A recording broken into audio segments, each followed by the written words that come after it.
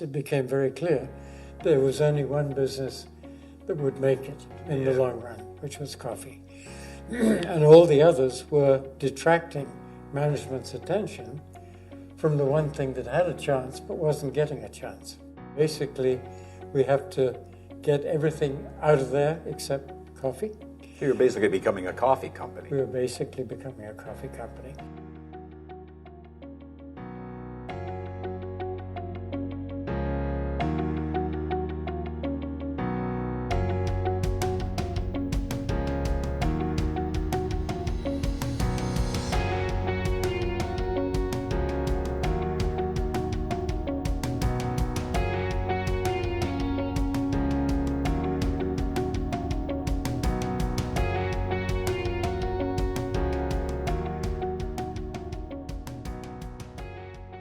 One of the things that we put forward is the new 4 Ps of brand management. So the 4 Ps of marketing, I don't think we need to inform, everybody kind of knows those. Yep. But we said, we're talking about brand management. We said there are 4 that the leaders of the organization must really have accountability for, and that they should focus their time and attention to. And those are people, processes, strategic partnerships, and IP. Now, there's 2 of them specifically that you've got great stories on that I'd love to hear you talk about. And the first one's around people. And maybe you could take us back to that McGavin story and maybe talk to us about how you used people in the turnaround at that organization. Yep. Thanks. For those who may not be familiar, McGavin's is a bread company in Western Canada, leading bread company. But had been troubled, if not in trouble, and my assignment was to try and figure out what to do. The product is unusual in the consumer products world. It's dying from the minute it's made. Fresh bread in those days had a life of about 5 days. Yeah. And we made a great brand at source of production, and yet research showed we had very unhappy customers, consumers, and people operating the system all the way. Right. So first step was to figure out what's going wrong and what needed to be fixed, and then to have a plan, long-range plan. Company never had, as best I could find it, a long-range plan. So a leading company, but with no long-range strat plan. Indeed. Interesting. None. So we figured out what the issues were. That's for another day. But it led to then a long-range plan. And at the end of it, I made an undertaking to the leadership team to personally present that plan to every employee in the business, and to do it in their place of work, which meant lots of bakeries across Western Canada, depots to which product would go, and then the hub and spoke system would break it down to customer deliveries. A lot of places. I said, it's so important that we align our employees because we're changing what they think is the right thing to do. Not just what we're doing, but how they think about that. How they think about it. Critical, yeah. The particular presentation I remember well, because you'd asked me the question, how important is the people side of it? In this case, it was vital, because we had to change the way they thought and the way business was done. So, big commitment. I got to this depot, place of work, and there was one employee there to receive the long-range plan. And it was an easy decision. I made a commitment to present the plan to every employee who wants to receive it. So I presented for 2 hours, one-on-one, to this employee. Wow. And of course, people see that, hear that, and they talk. This is for real. It's meant. Well, it's leadership. Yeah. The strat plan, I'm sure, was an important element, but it was good for them to understand, but it's that softer leadership that really is probably going to leave the impact, the lasting impression with that person. Yes, yes. And so what came out of it all? What level of change were you able to create through it? There was a company coming up from Seattle called 𝗕𝗍s, G-A-I-S, of Seattle, and they were eating our lunch, to coin a phrase.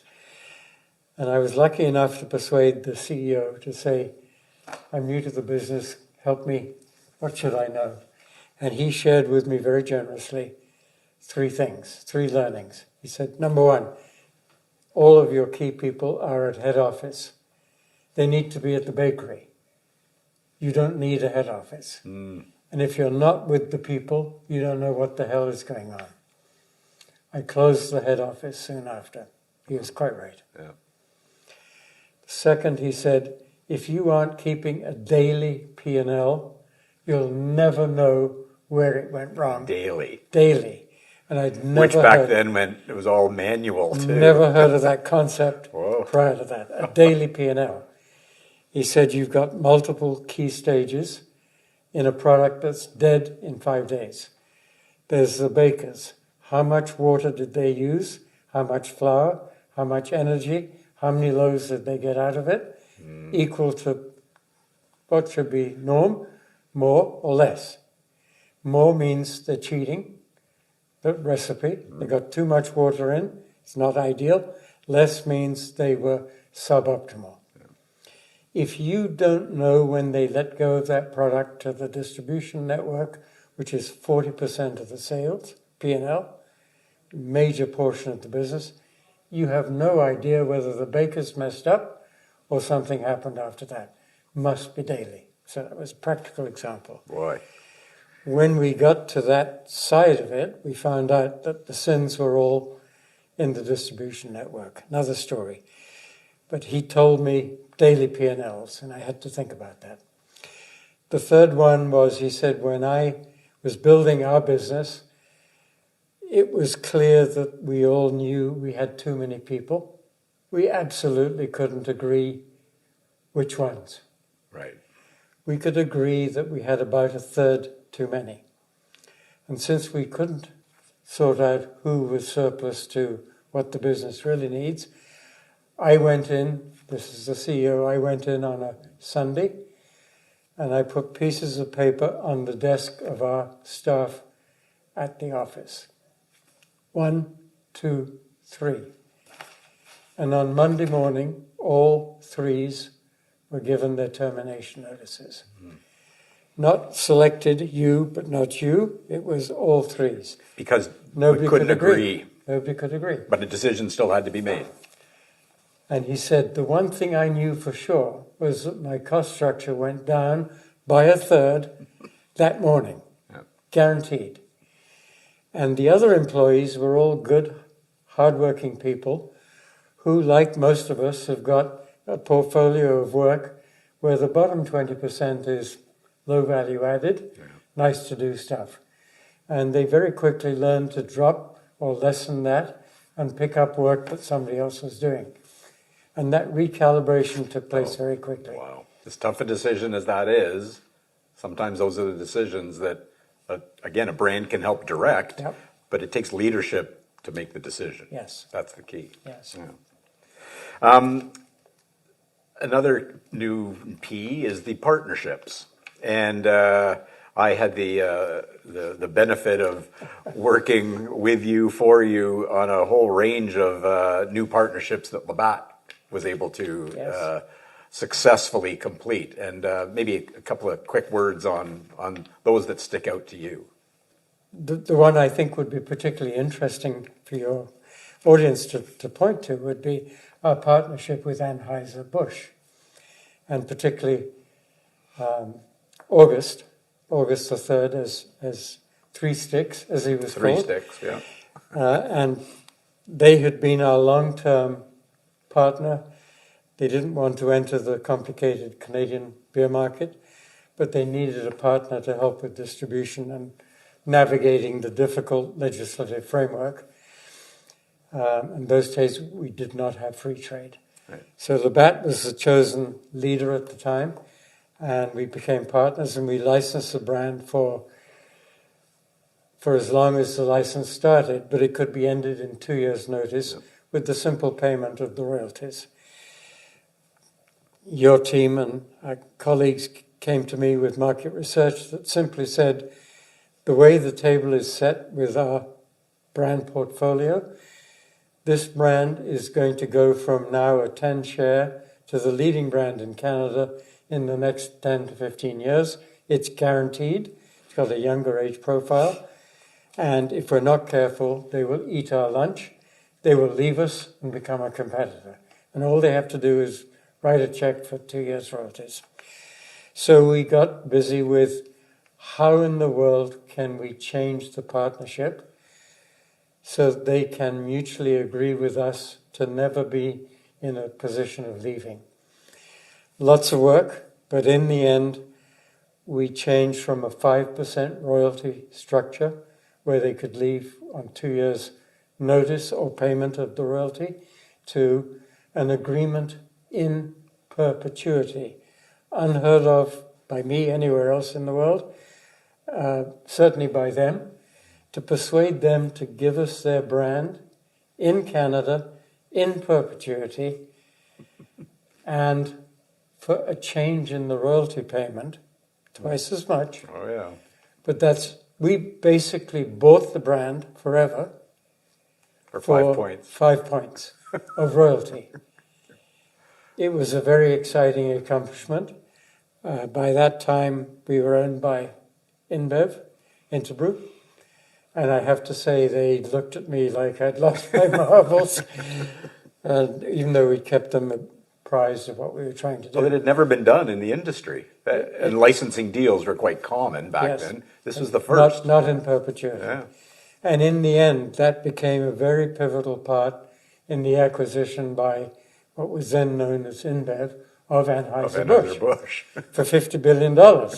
So the guys in the short shorts suddenly became the senior partner.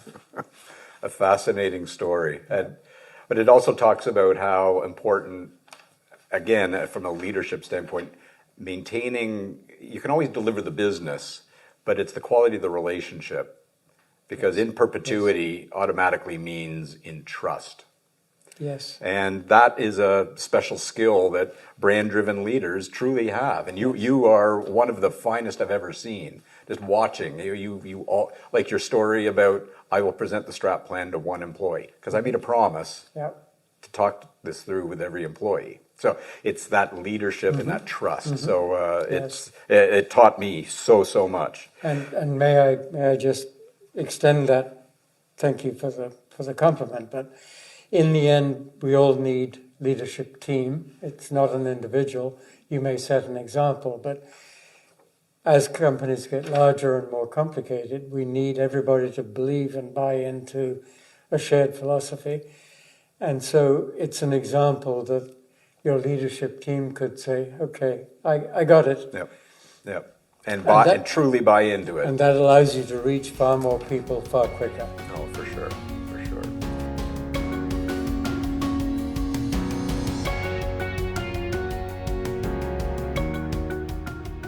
Studying your competitor is a source of great knowledge and learning. And Molson did some things that were very important to me. I learned from them and looked at the Labatt situation when I started and said, if we want to get there and we'll come to the mission, we have to be for radical change. Our mission is simply to earn it back, to earn back what Labatt proudly has held and will hold again.